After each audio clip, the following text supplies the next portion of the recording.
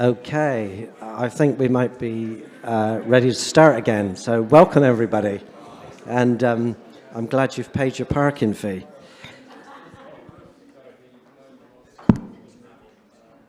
Okay, so we're also lucky today to have Sam Buckle, Deputy Secretary for the Climate Mitigation and Resource Efficiency of the Ministry for Environment. He's joining us at the conclusion of the AGM for a quick question and answer session. He will be with us at the networking session as well later this afternoon.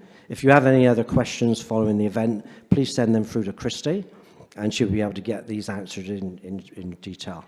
Before we get the AGM underway, I'd like to ask Lynn Mays, on behalf of the Packaging Forum, to officially open the meeting.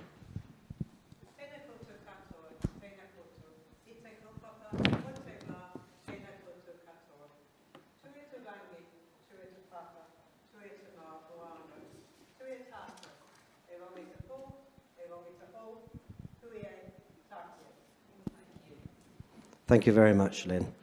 It's great to see everyone here today in the room and, of course, online. Before we get the formal side of the AGM underway, I'd like to formally introduce Craig Miller, who has been appointed the Packaging Forum's new CEO. Whilst Craig is not due to start in his new role until the 1st of September, he's kindly travelled from his current base here to join us. So I'd just like to welcome Craig.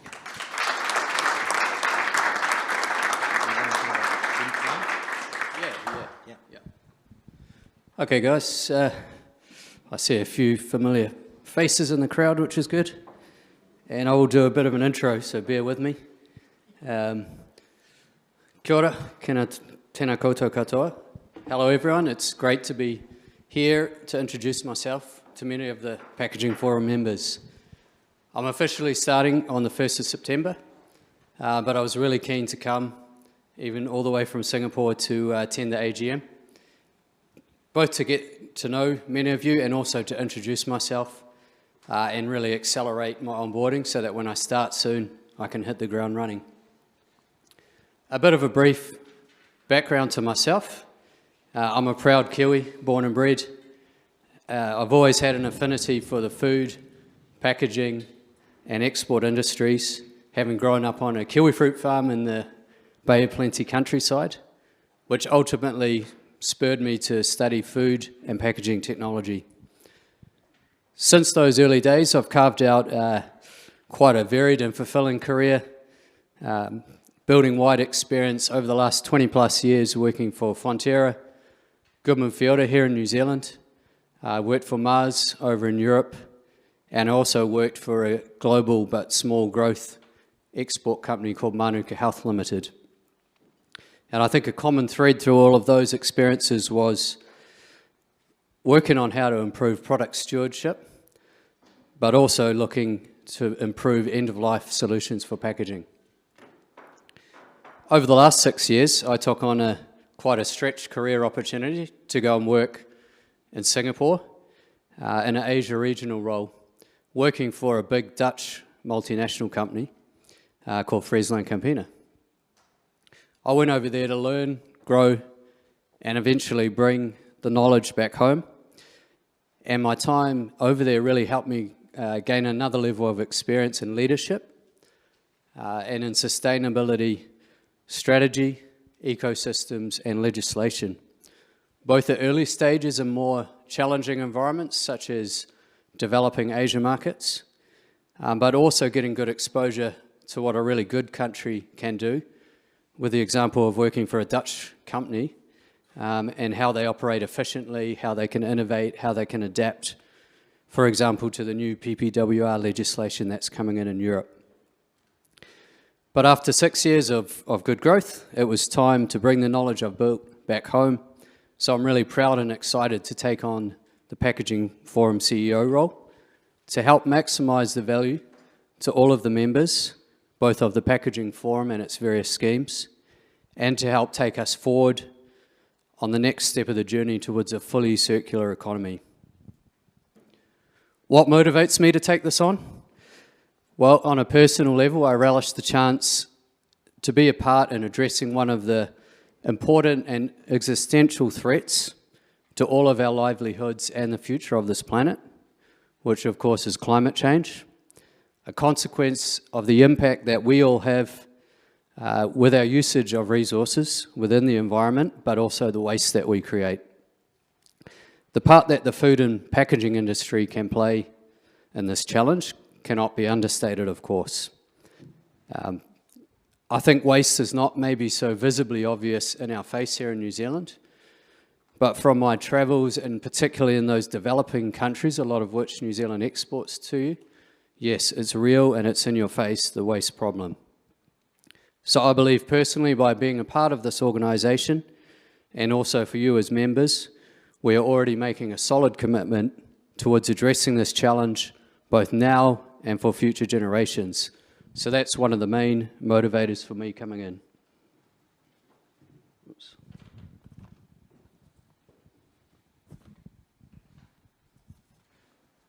Last of all, I believe we're in an exciting phase.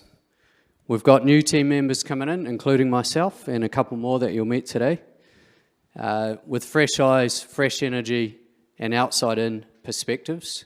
We're also, as an organisation, at a critical junction where we're looking towards recharting our strategy for future years to come. We've definitely got some work to do. There's legislative landscape challenges, economic and global geopolitical threats, just to name a few. But I'm definitely seeing opportunities ahead on the path to sustainable solutions. And I think if we work together, we can take them from good to great. So looking forward to getting going, meeting many of you later today in the networking event.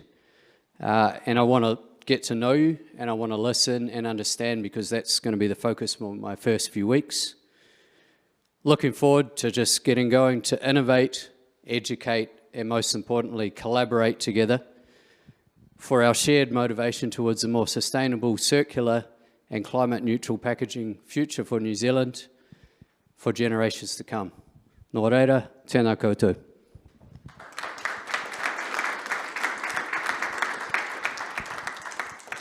Thank you very much, Craig. This is the formal part of the meeting now commences. I see I've got my name on everything here, so you just get. But let's kick it off. Look, I now like to read the list of apologies for today. We have Kylie Gallagher from Evergreen, Brooke Sprout from Unilever, Phil Cumming from The Warehouse, Carmen Houston from SIG, and Karen Bullen from Saviour Glass New Zealand. Moving on, we'd like to confirmation of the 2024 minutes. The minutes of the 24 annual general meeting were circulated via email to members on the 14th of July and are taken as read. Firstly, I need to add that the minutes circulated within the agenda to members did not include Sarah Tucker from Lion in attendance. This has been noted and amended. Does anyone have any further comments on the minutes? No. Can someone move to accept the minutes of the 2024 AGM? And a seconder. No, we've got two. Thank you very much. Annual report presentation. The annual report and audited financial accounts for 2024-25 were sent to members via email on the 14th of July. There are also copies here available if you prefer to have a hard copy. They're actually on the desks in front of you, tables. The chair of the Finance, Audit and Risk Committee, Gavin Fong, from Plusback Packaging, is able to provide an update and answer any questions. Are there any questions from members? Okay, can I ask someone to move that the annual report and audited financial accounts for 2023 and 2024 year are accepted? We've got Chris at the back there, and a seconder, please. Okay, I want to thank you very much. Appointment of auditors, JSA Audit Limited. It's noted that last year JSA Audit Limited provided an excellent service and should be maintained. We ask that it be moved and seconded. If someone moves, yep, okay, it's Chris down the front here, and we got Graham Rosie at the back there. Thank you very much. So steering committees and advisory groups. I'll now read the list of members for the following committees and advisory groups with a notation that there is a maximum of 12 members per committee. So the Glass Packaging Forum, steering committee members, 5R Solutions, Chris Grant, DB Breweries, Hamish White. Asahi Beverages is Julia Sidebottom. Hospitality New Zealand is Megan Williams. Woolworths is Nicola Voice. Visi Recycling is Penny Garland, and Lion is Sarah Tucker. So soft plastics recycling scheme members, due to 4 nominations being received for the 3 available positions on the soft plastics, voting papers were sent to all soft plastics members companies on the 30th of July. I'd like to thank all those who sent in their nomination forms and for those who took the time to vote. I'd like to add that for those who were unsuccessful this term, there will be another opportunity next year to join the committee. So the successful new members for the soft plastic scheme is Sarah Bayliss from Fonterra, Dylan Brown from PepsiCo, and Robert Leafbridge from Griffins. So the soft plastic steering committee members are Foodstuffs, Deborah Goldwyn, Woolworths, Nicola Voice, Caspac Products is Colin Benzin, Foundation Coffee, Jamie Galloway, George Weston's Foods, we have Scott McKinnon, Nestle is Jacqueline Nordsven, TCL Hunt is Robin McKay, Amcor Flexibles, we had Stuart Burt, and Goodman Fielder, we have Christmas Jewellery. That makes up the members of the Soft Plastics Committee.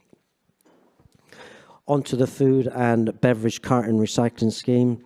As we move on, I would like to take this opportunity to thank our outgoing member, Graham Burrell, for his hard work in integrating the scheme into the Packaging Forum 18 months ago. Thank you very much, Graham. And for building it to be a successful programme it is. In fact, the scheme has just celebrated reaching the fantastic milestone of 100 collection points. So thanks, Graham. We really appreciate it. Now I'll note the members of the Food and Beverage Recycling Scheme. We have from SIG, we have Carmen Houston. From Fonterra, we have Rosie Cotter. Sanitarium, Andrew Whitson. Tetra Pak, Graham is still staying on as a member.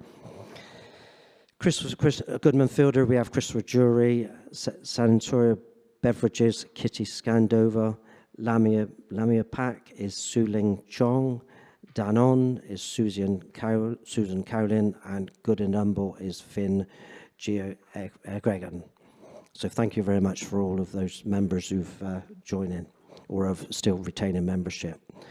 I'd like to note the following members of the Packaging Forum Advisory Group. So we got the Recycling, Resource Recovery and Litter Advisory Group. So myself is remaining on there. We have from Restaurant Brands, we have Veronica Thompson. Transcontinental Packaging, we have Francis Morton-Jones. We have Pluspack, Gavin Fong here as well. Woolworths, Nicola Voice again. Tetra Pak is Graham Burrell. From Tegel, we have Veronica Schumack. And Coca-Cola Europe Pacific, we have Jenna Pepper. So thank you very much, everybody. On to the Caps and Lids Technical Advisory Group. Before I read out the caps and lids, I will also like to extend our sincere thanks to Malcolm Everett, who stepped in as Caps and Lids Scheme Manager from when it was launched in September 2024. Under Malcolm's careful watch, what began as a pilot program is well on the way to becoming a fully fledged scheme. The program has expanded across the country and collection points have grown steadily. Some great work with community recycling hubs, as well as increasing the number of foodstuff stores, has seen this pilot turn an extremely popular program. So thanks, Malcolm. We're wishing you all the very best. So for the members of the advisory group, we have Abby Watson from Waddin Solutions, Amaya May from Fonterra, Kitty Sandova from Santora Beverages, Coca-Cola Pacific. We have Clark Truscott. I have Dean Holtzworth from the Pack Group. We have Deborah Goldwyn from Foodstuffs, Charmaine Delawaf from Danone, Goodman Fielder, Christopher Jury, and Lion, we have Loretta Barr. So thank you very much. We do have one of the most important function is our Finance, Risk and Audit Committee. We do struggle to get some volunteers, so if anyone is keen to volunteer for this exciting committee, we would really put your hands up straight away. We thank you. So Gavin Fong is our chair here. We got from Frontera, which is Yash Singh, she's a new member that joined us 2 or 3 months ago. So we do thank Frontera for freeing up some of their people to attend some of these. Myself from recycling, and we have Terry Bray. Terry Bray is an independent consultant that we employ to assist us from Bray Associates. She gives us expertise and advice around finances for the Packaging Forum. So lastly, I would like to thank all the chairs and members of the steering committees for all their hard work and dedication to their schemes. Your voluntary efforts have played a critical role in strengthening our programmes. So all the best for the coming year. Thank you.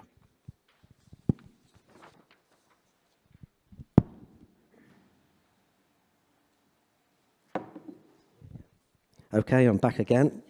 So I've got to find the chair report. So as we're aware,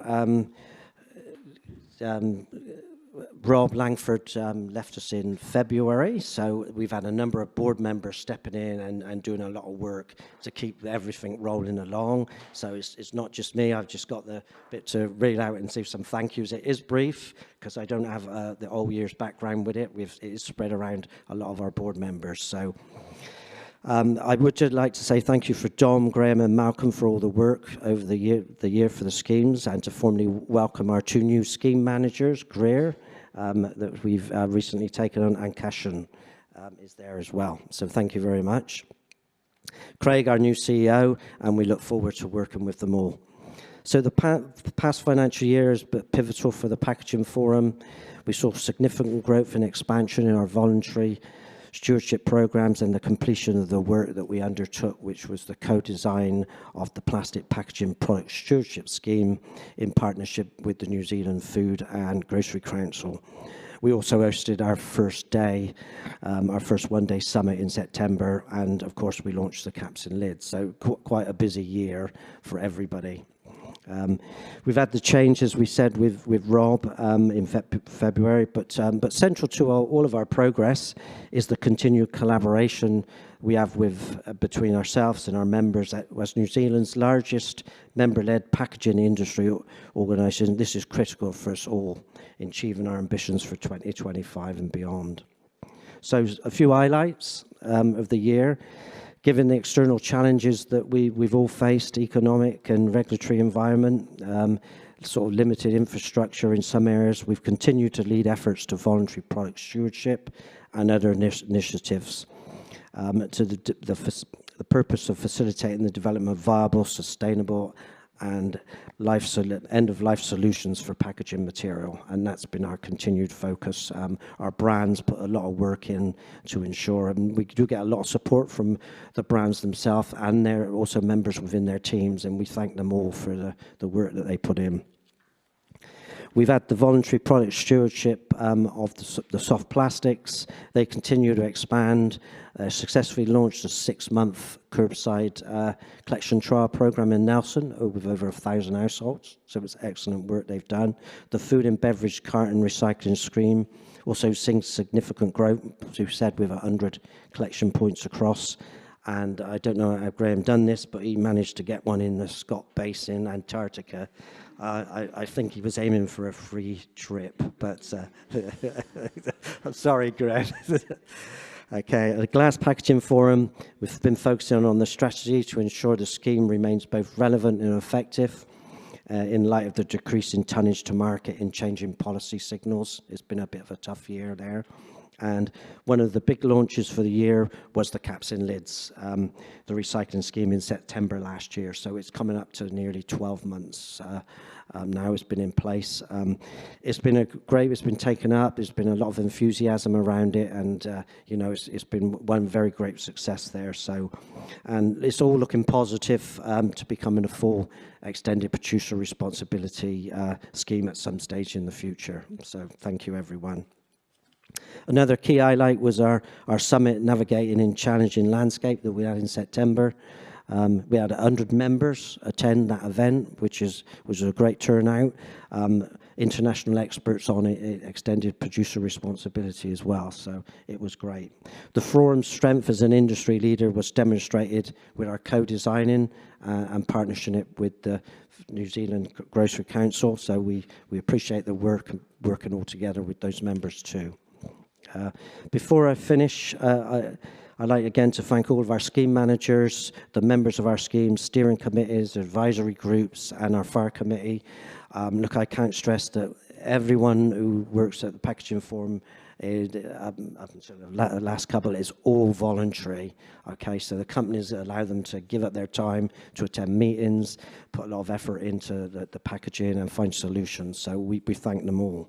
A special thank you to my fellow board members for their continued support and guidance. Your time and commitment are invaluable, and I appreciate the sacrifices you've made in balancing your full-time roles and board responsibilities. Also like to take this opportunity to extend my thanks to the Packaging Forum team. Okay, we've got Christy, Donna, hopefully Lynn as well is there. We've got Dom. Thank you all so much. Look, as I step down from my role as chair of the Packaging Forum board shortly, I want to express my gratitude to all the board members I've worked with over the past 6 years. Your support and contribution have been critical to our success, and I thank you for the opportunity to have served alongside such dedicated individuals. Thank you very much.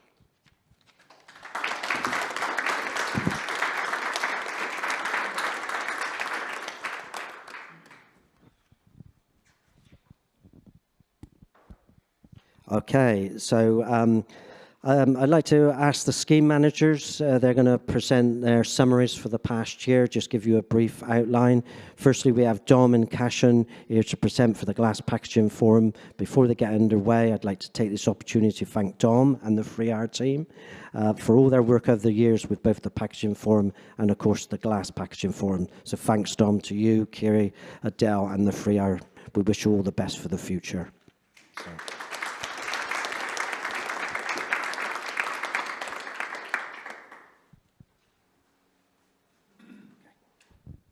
Thanks, Nick. It's my great pleasure to introduce version 2, Glass Packaging Forum Scheme Manager, Cassin. And Cassin is day 3 of his role. So I just want to get you to give Cassin a good warm welcome today and just speak to him afterwards so he understands who you are and what you do.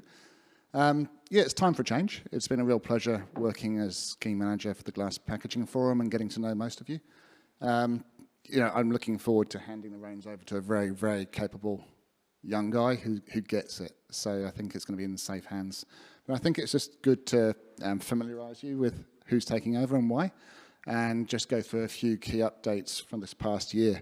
And Nick, you alluded to the fact it's been a very, very interesting year. 2024, 2025 has been a hard year. And if we could just skip to the next slide, please. Glass has actually contracted quite significantly this past year to market, which shows that people are obviously, the cost of living is pinching. There's a bit of migration from packaging types and glass to, but what this means is that recovery rate has increased slightly. You know, we're talking about 40,000 tonnes less glass to market.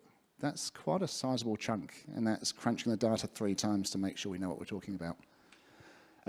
Where there are opportunities going forward, it's certainly looking at targeting those councils that still commingle glass, and there's a live conversation with Christchurch, which is really encouraging. I believe they go out to contract next year at some point, and it's, Cassin knowing Auckland Council will be a real asset looking at getting further glass diversion from the wonderful region of Auckland. Good data coming from Visi as well shows that they are using really good rates of recycled content back into their product. So that's really good to see, 75% for green and brown, and higher in some instances depending on product.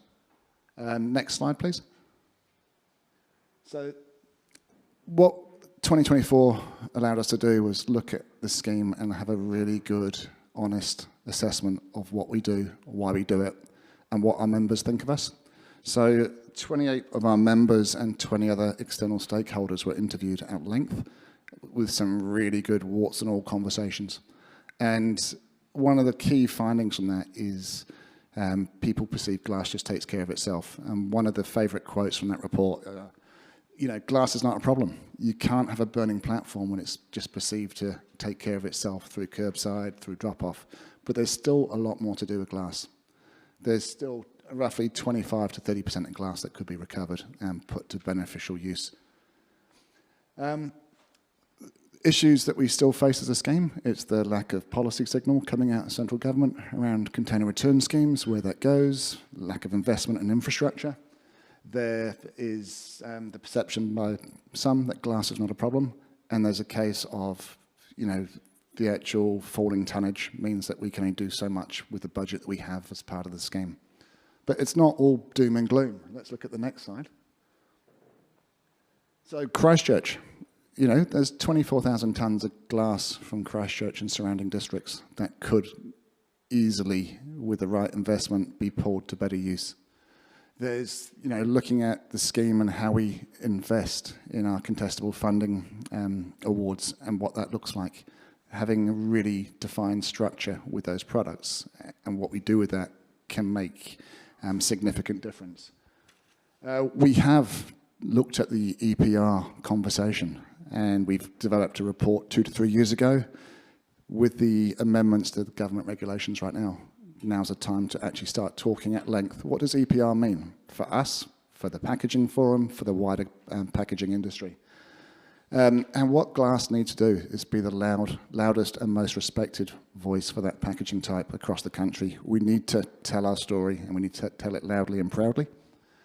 And I really do think coming here today and meeting Kesson, Greer, and Craig all coming on board, that not only the packaging forum but the glass packaging forum is in a very good place going forward. So I'd like to thank you for putting up with me the past years, and hand back to Nick.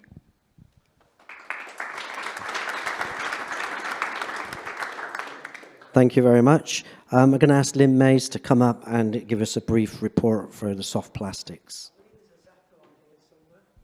This one? Juggle. Okay. Oh, hang on.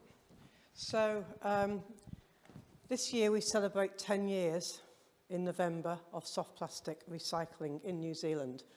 Some thought we'd never get here. I thought we'd never get here. But here we all are. So, collections increased in the 24-25 year again to just over 1,000 tonnes. It is important that we balance what we collect with what we can recycle and reprocess. This financial year, 25-26, we're budgeted to recycle over 1,000 tonnes as well. And we're currently running at around 90 tonnes a month. Nick mentioned our curbside collection trials. We've had the opportunity to learn from Australia and also from the UK about their bag-in-bin trials. We've been a little bit hamstrung in New Zealand because of the standardisation of curbside collections, which meant that we couldn't put the orange bag into the commingled bin. So our trial in Nelson was set up with a separate pass-through collection vehicle. So, we had 1,000 households opt in to the trial. We were inundated with households wanting to be part of the trial. And if we extrapolate up for a full year, the amount of soft plastic that each of those households is recycling, it's over 8 kilograms. It will be over 8 kilograms a year. But what was really exciting was actually the store drop-off in Nelson increased by 45%. So we thought that would go down because people are recycling at curbside, but it went up. We've had high community engagement. Most of the households who are using the curbside recycling hadn't been users of the drop-off scheme. And we've continued the trial now. We're continuing it out to the end of the year. That's because we want to take time to discuss with Nelson Council how we can integrate the trial into the commingled collection process. And Council is committed to talking to us about that, so we've extended the trial out to the end of this year to allow for those discussions and the local government elections. This is a critical slide. We ask the question now of all of you, are you recycling if you don't buy recycled? It's a global issue. In 2024, the number of facility closures in Europe doubled from the previous year, and this trend is accelerating this year for both small and large reprocessors. But the UK and Europe can export their plastic. We can't. So we must support our domestic reprocessors. We need gate fees that reflect the actual costs, and we need to invest in new technologies. And these measures, yes, they'll affect our membership rates. So in terms of our priorities for the coming couple of years, as I've said, we need to support New Zealand reprocessors. It's critical. Gate fees will increase. We need to improve the network efficiency, and we are introducing ACOM waste auditing system through our processes. We want to continue trials of curbside collections. We'll be working with the Soft Plastic Stewardship Australia scheme on their scheme to leverage opportunities to partner with them and to share new technologies. We're working on a heads of agreement with SPSA, and we want to introduce database systems for our members. And that is my short presentation, and I'm still the person that's continuing in this role, so look forward to the next 10 years. Thank you very much, Lynn. I'd like to call on, is it Graham, to do a brief presentation on the food and beverage carton. Well, as Nick has alluded to, I'm exiting stage left. Yeah. But before I do, and before I pass the baton over to Greer here, I'd just like to say one or two things. First off is thanks to the steering committee members for their support for me and the board. But I really want to call out a special thanks to the two unsung heroes of the Packaging Forum, Donna Helens and Christy Penwarden. Where's Christy gone? She's run out the door. But these two people are always positive, totally solutions focused, get things done, always with a smile on your face. So thank you for the support.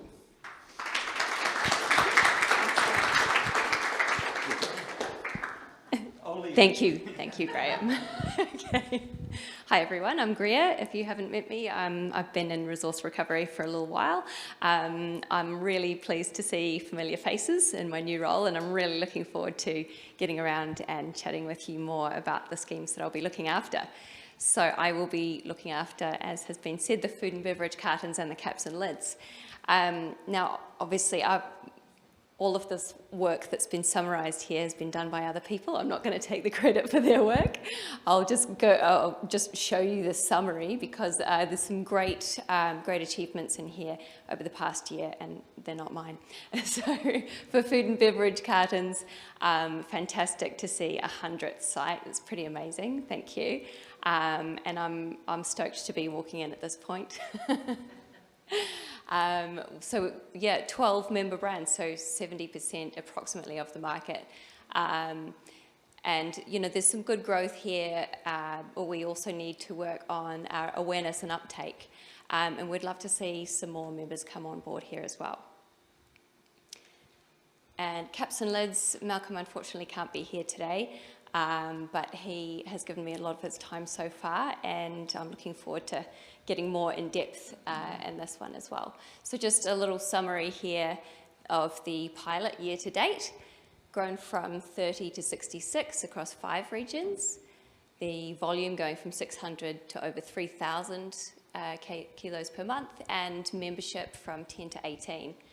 So at this point with this particular scheme, we really will, firstly I'll get my head around it, and then we'll look to really stabilise, optimise, and look at where we sit currently and where we can go next from here. Definitely want to see some new members come on board as well, so I will be roaming around trying to charm people into joining. And I look forward to meeting any of you here who I get a chance to today. Thanks.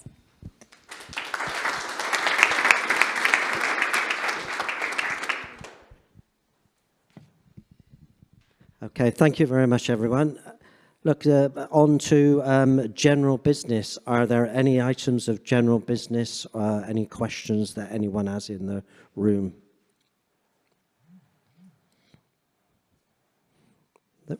Okay.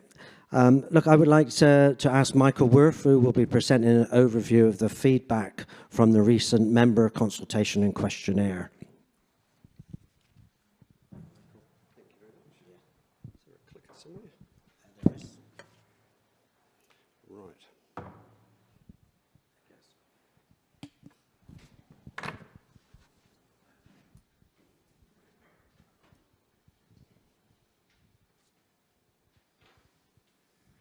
Kia ora, tēnā koutou, tēnā koutou. Michael Worth toku ingoa. I'm Michael Worth. I was the independent consultant that was appointed to conduct this little piece of research. As some history, I have been involved with Packaging Forum and Glass Packaging Forum work before in my prior career with a professional consultancy firm. And before that, I spent many years with Fonterra, so that's me. The report was the fourth piece in an engagement process to connect with members of the Packaging Forum. So there were initially 4 webinars on these topics, and then there was a survey and also some interviews with a selection of organisations chosen by Packaging Forum. My role was to put that together into a report. So just to be clear about this, the survey and the interviews were confidential and were conducted in the spirit of appreciative inquiry. The survey covered around 10 or 11 questions in 3 main areas. Firstly, current services, how well are they working for members? Secondly, what is the gap between what the Packaging Forum is doing and what do members need? And thirdly, in the future, in an EPR future, how would the Packaging Forum need to change? So, how is TPF doing? Majority of views on the positive side. However, it's fair to say there were a range of views, from excellent to needs major improvement. In terms of current services, there were a number of things working well. Several people noticed an increase in frequency and quality of communication in recent years, and that the coordination for large projects was quite good, and that they'd seen evidence of thought leadership, for example, PPS. And quite a few members felt that the advocacy was giving them a good insight into upcoming changes. They value the technical support and knowledge, particularly with various schemes, and the general level of engagement. In terms of least supported, interestingly, some similar themes. So while members appreciated communication, they want even more. They would like increased frequency, also breadth and depth.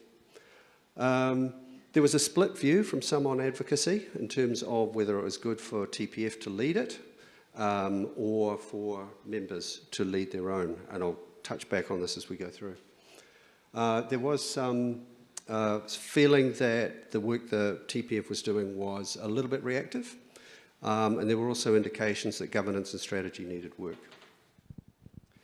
In terms of the gaps, members felt that TPF needed to build a strategic goal and aspiration and improve governance in terms of transparency and proportionality. As I've mentioned, communication, more and more types. For example, snippets that can be fed up to senior management or material that can be pushed out on LinkedIn. And in terms of thought leadership, stepping more into shaping the national conversation. They like the technical and they want increased breadth and depth of that technical knowledge and for it to be a place to go for not just any old material, and I think the key word was curation. Make it easy to find stuff as a one-stop shop, but also to know that the information in there has been well curated and represents good practice. So in order for demonstrating better value of membership to the scheme, members felt that if there was a clearer strategy, that would help them. They would like to be able to show that there's a proportionality and an independence in the governance, and communications to help them sell the benefits upwards, particularly to an executive audience. And they also want TPF to be more active and visible in the public policy space. In an EPR future, what are the roles for the TPF? So again, that theme of having a very clear strategy and focus on the most impactful projects to achieve system-level change. Governance, transparency, independence and balance across the schemes and across the TPF. And to become the leader on packaging sustainable in EPR in New Zealand. Another role is that in advocacy of being a credible central voice, and that familiar theme of ongoing and regular communication, particularly about changes in lead-in. Does the structure and governance fit with the future environment? It's fair to say there were a range of views. Generally, members felt an uplift in capability was required. In an EPR future with much greater flows of material and money, to be blunt, that's a much bigger thing. So there's an uplift in capability required, both at management and governance level. In terms of advocacy, as I said, there was a split view. Larger organisations who have their own advocacy don't feel the need to have TPF lead out on it. Smaller organisations do. Either way, both feel that it would be a good idea if it was very clear who was leading what. For example, it was an issue that both individual members and TPF were submitting on, or just TPF or just members. And for that to be identified very early, and then for the ones where TPF is leading, to have a very clear process where members can submit and can also see the final submission before it goes in. Members felt that a reform of governance and a strategic review is both necessary and timely, and that this is the perfect time to do it with an incoming CEO and a head of greater EPR. Any questions? Sir. On the advocacy piece, was there any discussion on how, when the PF has, where the members have totally divergent views, how can the PF advocate without saying there is a range of views? Or is it best to just say there's a range of views and the PF can't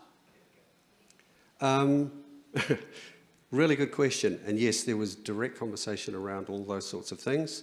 It probably landed more towards the latter, that there would be some cases where it was more appropriate for individual members to lead out rather than try and achieve a grand coalition.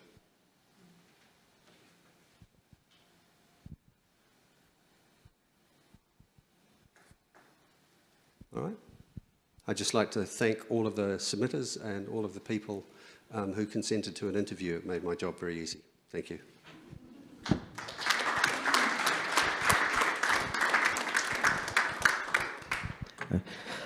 Thank you very much, Michael. I just wanted to clarify as well, look, we've got all this feedback, and I expect the question is, what are we going to do about it? Okay, so what is planned on this feedback is that we intend as a board, and there may be some changes in the board obviously now. We have a new CEO joining us. In November, we've got a day planned where we take all of this feedback and we now develop a strategy for the future. We anticipate probably giving our members feedback probably February. It'll take us December, and with people on leave, we'll have some event maybe in February where we can provide you with all of that feedback and direction. I would like to say that some of the governance stuff is what we've already started. We are in the throes of appointing an independent chair. Okay, so that recruitment is currently underway. I expect it to be completed probably in the next month, depending on the candidates that we see. So things have started, but thank you very much. We do appreciate all the effort and every time that people put in, and the surveys and the questions. So thank you very much, and we will be giving you feedback. Okay. I think that now concludes everything for the AGM, which is now closed, and I'd like to call... May I know about this? If you just give me 5 minutes. Nick doesn't know about this. It's obviously not on the agenda. I'm Jamie Galloway. I've had the privilege of working with Nick on the board most recently. Just take a couple of minutes to formally acknowledge the one and only Nick Baker, who over the past 8.5 years has made an enormous contribution to the Packaging Forum and its schemes. Nick's journey with the forum began back in 2016 when he joined the FAR committee, which means finance and risk.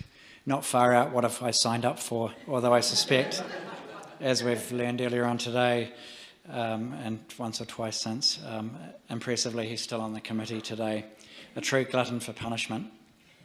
In 2017 he joined the Public Place Recycling Scheme steering group, and then in 2021 decided he hadn't quite signed up for enough, put his hand up to chair the Recycling Resource Recovery and Litter Advisory Group.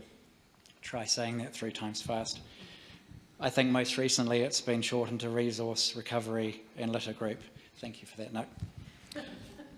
I had the pleasure of working with Nick and the PPRS group back in 2017, 2018, with the likes of Sarah from Lion, Rosie Cotter, who was at DB at the time, and Neil Walker, representing Coca-Cola. A dream team of recycling royalty alongside Ellen Mays, who, congratulations for earlier this year, being honoured as such with her King's Service Medal. Nick joined the Packaging Forum board in 2018 and became the chair in 2020, right on cue for what would be a particularly smooth and uneventful few years. Kidding, of course. The last couple of years have been intense. CEO transitions, scheme managers changes, new leaders in caps and lids and liquid paper board, basically a greatest hit compilation of operational complexity. Through it all, Nick somehow managed to keep a cool head, clear mind, and a very full calendar. He also introduced regular check-ins with the ops team, something that quite frankly went above and beyond the usual chair duties. That feedback loop was invaluable and showed us what kind of leader Nick is: involved, supportive, not afraid to roll up his sleeves. Meanwhile, we were trying to deal with a few tense moments with Future Post, trying to shore up supply and commercial certainty. Nick helped the board navigate the challenges without the need for helmets or high-vis, although they might have been needed in scope for a few of the revised health and safety plans that have now been put into place out at Future Post. Now, just as a reminder to everyone in the room, as it was made clear earlier, all of the work's unpaid, $0. It's done out of a commitment to the sector, passion for making things better, often at 9 o'clock at night after a real day of work. And if anyone's wondering, Nick deserves a massive thank you. On a personal note, I'd like to say thank you for your calm and steady hand, Nick, especially herding a group of strong-willed, opinionated board members. It's a bit like a referee herding a very polite wrestling match, or closer to Nick's heart, an English soccer team. The forum's in a stronger place thanks to your leadership. A recent external review reflected that clearly, noting several improvements already are underway, many of which Nick helped kickstart. I'm pretty adamant or backed in saying audio-visual gear may not be your favourite thing. He's lost a few minutes in meetings due to technical hiccups. I was going to say you didn't lose your cool, but you actually did. But you stayed fair, curious and constructive. Fresh off a well-earned holiday, Nick's now looking forward to a slightly slower pace. He's even offered to support Craig in his transition entering into CEO, which either proves his generosity or that he hasn't read the fine print of easing into retirement. So on behalf of the Packaging Forum Board, its members, I'd like to invite Donna to come up and present a couple of small gifts to you, Nick, as a token of our huge thanks for your leadership, your time, and your incredible contribution.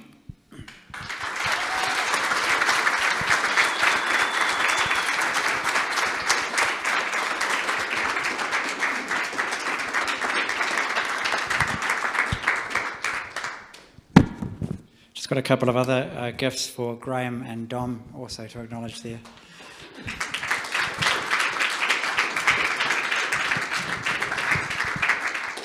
Well done, mate. Cheers. Thank you. Thanks very much.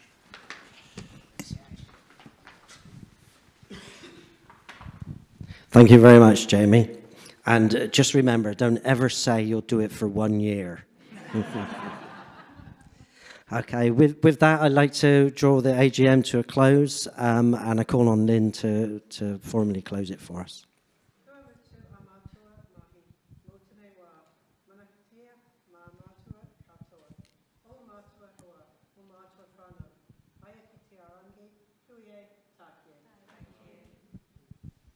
Thank you very much, everyone. We'll have a couple of minutes break, and if you can come back within the next 5 minutes, and we'll start off the second part of the afternoon. Thank you.